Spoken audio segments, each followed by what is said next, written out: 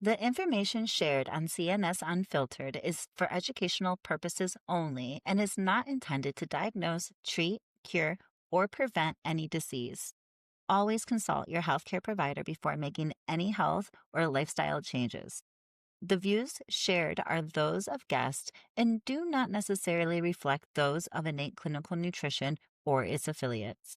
This episode includes affiliate links, which help support the show. Hello and welcome. I'm Jena Salisbury, and this is CNS Unfiltered, a show where clinical nutrition specialists uncover what traditional medicine overlooks.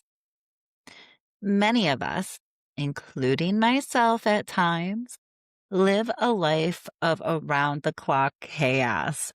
Waking up early, shuffling the kids out of bed and into the car with a quick breakfast crammed in between long or busy commutes. One meeting after another, all of those emails, lunch, or just a snack at a desk, after school events like sports and extracurricular clubs, tutoring, and homework.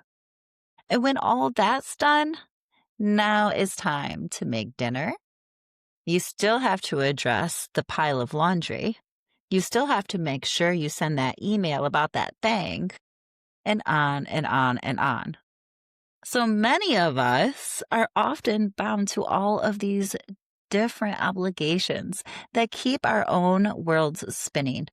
And for so many of us, we allow these obligations to take precedence over everything, including our own well-being. For a lot of us, this is what our lives are like every day. We go from one thing to the next, with little to no time to rest or do something for ourselves.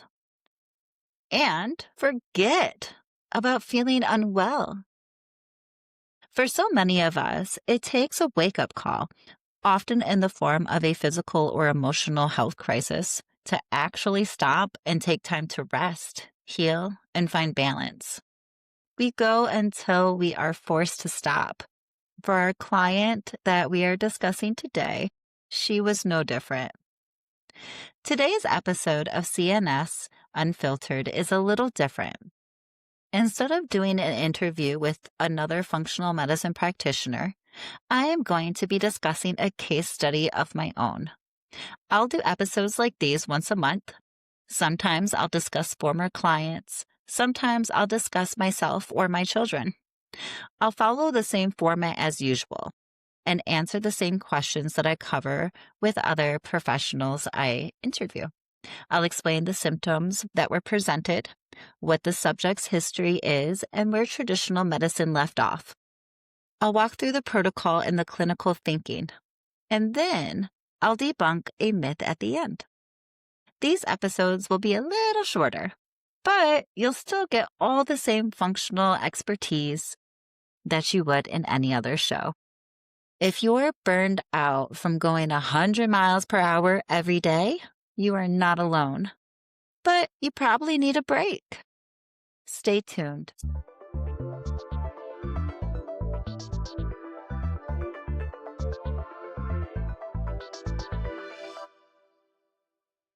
So I'm going to deep dive into one of my personal clients.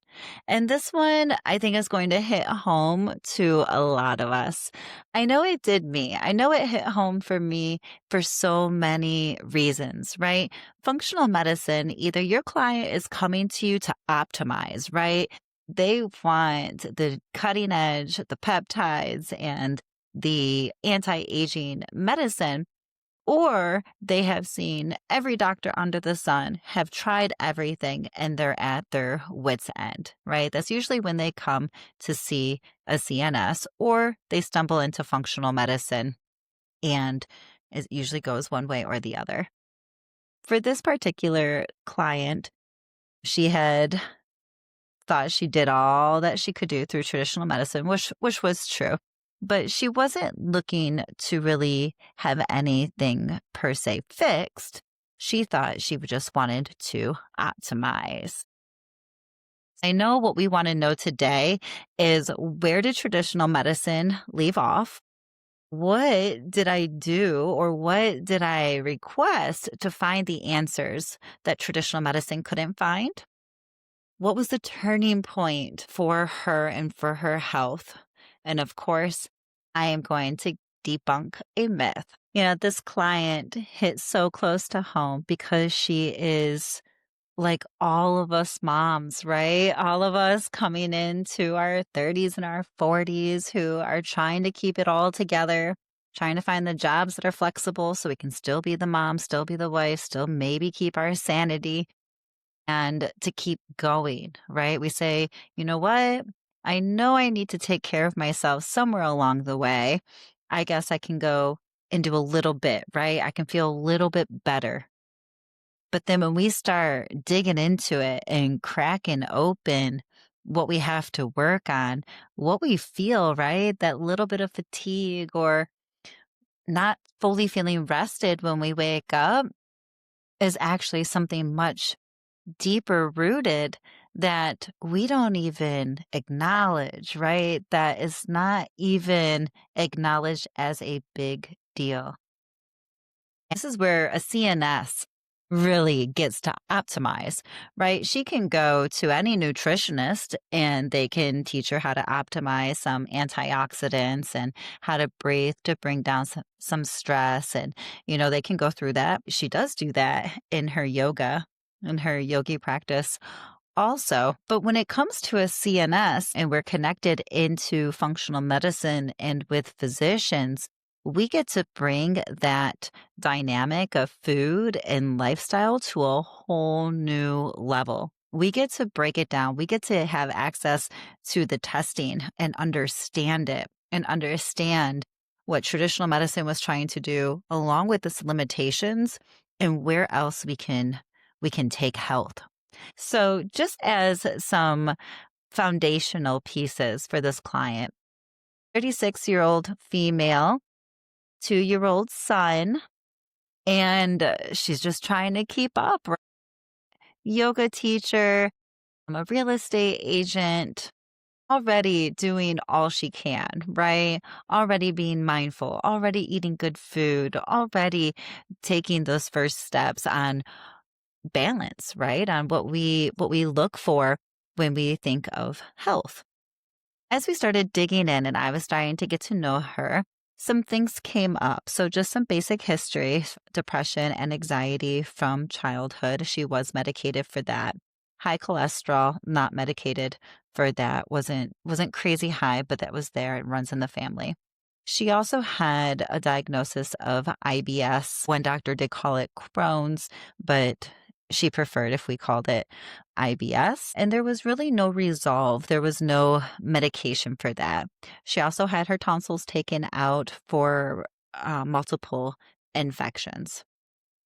As she presented, it was the optimization. I want to feel better. I want more energy. I want to sleep better. I got this extra few pounds that just won't come off. She's catching every illness that her son's bringing home from daycare and is just too much.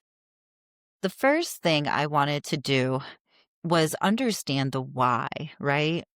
So, where traditional medicine left off was giving her a bunch of these diagnoses, giving her a medication, and told to be on her way.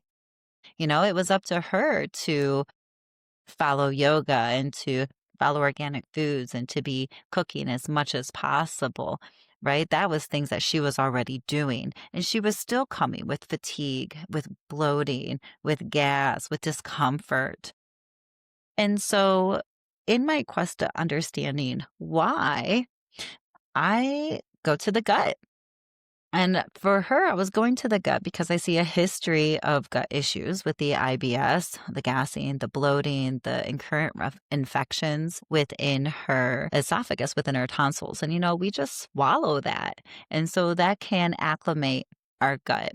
The gut not only being the source of a lot of, I'm going to call them infections. So even if they don't pair with red and tender and fever, they can still be causing an imbalance that is not okay and can give outcomes But also, when we're coming with fatigue, we have to know, yes, the immune system and those resources being allocated to the immune system is going to have a big play, but also how our food is being operated, right? How it's being broken down and turned into something we can use takes about 6 hours inside of the gut from esophagus all the way down to the lower intestines. And so that is a big source. Once we balance the gut, then we can see what else needs to be changed, how that shifted the body, and we can work systematically off that. So I ordered the US Biotech GI Advance. I also ordered the IgE, a total IgE. I wanted to see what part of the immune system was turned on. And then I also requested that we have a 240 IgG food sensitivity panel. And so, yes, when I say I ordered these, I do have a medical director that oversees my practice and oversees my labs. I do pair with many physicians in my area. We got the tests back. The first one I start with, because usually food is a big thing, right? What can I eat? What diet is going to make me feel better? And believe it or not, what I uncovered was that food sensitivities were not the issue. There was not many things up and things that were up. But what was super interesting was the Candida screen came back awfully high. And so we're getting a blood test for the total IgE through the sensitivity. So we can't be testing for Candida like that. This is just a screen to see if your body is reacting to the byproducts of it or to the yeast within itself. And so this was high. This can mean that there is a current infection or that there was infections and that the body's IgG immune system is still recognizing it. There's still an army built up against it. So we came into the total IgE, and this was saying it was okay. It wasn't raging, but it was saying it was a little activated. And then we come into the stool test. The biggest things from her test was there was blood found in the stool, and her calprotectin, which is our inflammatory, should not be over a 50, is a 657. So right here was a referral out. It was a notification to my overseeing provider, and we took inventory. Because she has the diagnoses already, we did get clear from her gastro and from our physicians to continue on with the protocol and investigation. And so things that we saw also, the biggest contender here is a potential autoimmune trigger. It's a bacteria called Fusium bactrum species. The reference does not like it to go over 20. We are at 663. And so what a potential autoimmune trigger with it when it comes to talking about these bacteria. What it means is that when your immune system notices this bacteria and starts to attack it, the bacteria actually blends in with your immune system, rallies the troops to start to attack your healthy tissue, giving it this potential autoimmune trigger or outcome. And so this was super important when we were looking at an autoimmune inside the colon, and that's exactly where this lives. So traditional medicine was great at being super invasive with a colonoscopy to find out she has inflammation, but they couldn't find out why. And this test made it very clear what was going on.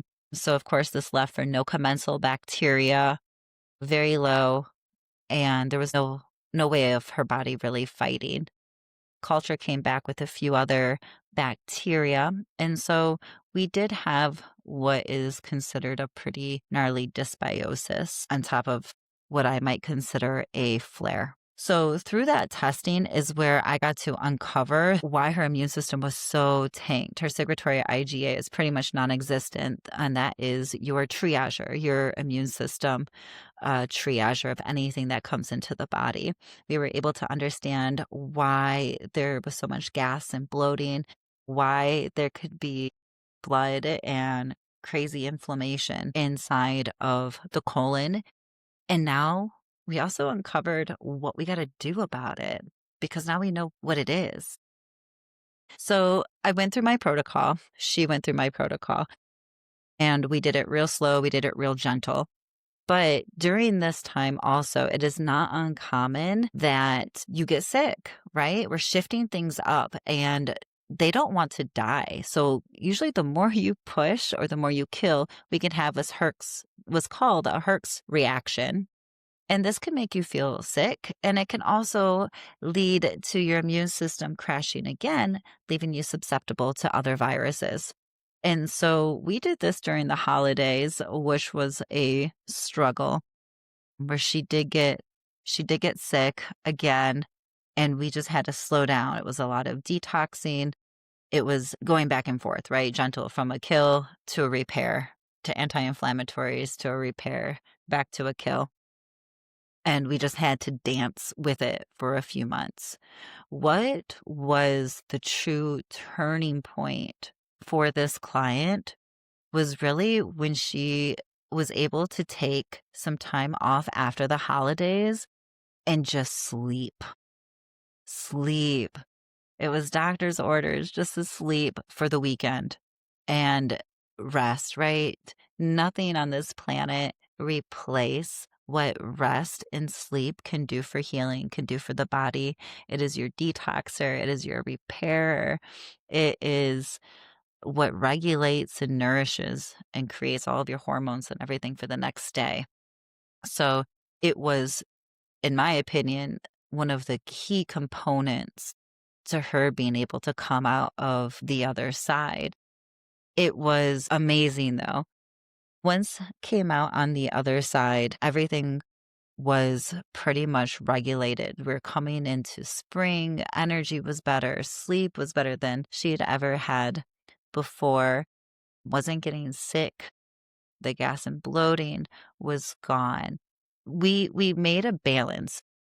There is still, it doesn't mean she's out of the woods forever, right? Let's be really realistic about that. She did message and say, something started coming back and she started feeling like she might come into a flare again. And so there were actions that we were able to take and kind of cut off that inflammatory response and that cascade right from the beginning, right? Kind of hone in, dial in, because it's so hard to stay honed in and dialed in. Eventually, they're going to stray and we're going to push the boundaries. Like that's human nature. That's got to happen. And so after a while of doing that, the toxic load just kind of comes back up and we need a reset. And there's nothing wrong with that. The body resets every night. Resets are good and they're needed. It's just the dance and the cycle that we have. And so I think it's really important to know that when you're working with someone or when you come across a stool test and you're like, whoa, blood in the stool and calprotectin at over 650. Like this is a big deal.